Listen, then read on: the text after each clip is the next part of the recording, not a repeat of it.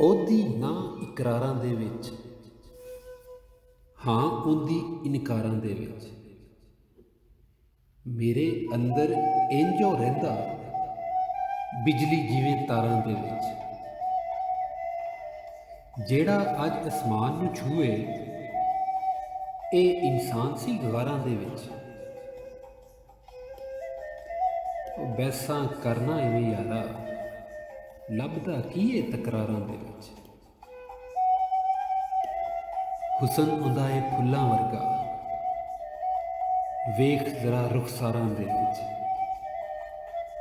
ਤੇ ਆਸਫ ਤੂੰ ਵੀ ਪਿਆਰ ਸੀ ਕੀਤਾ, ਉਹ ਗੱਲ ਨਾ ਕਰੇ ਯਾਰਾਂ ਦੇ ਵਿੱਚ।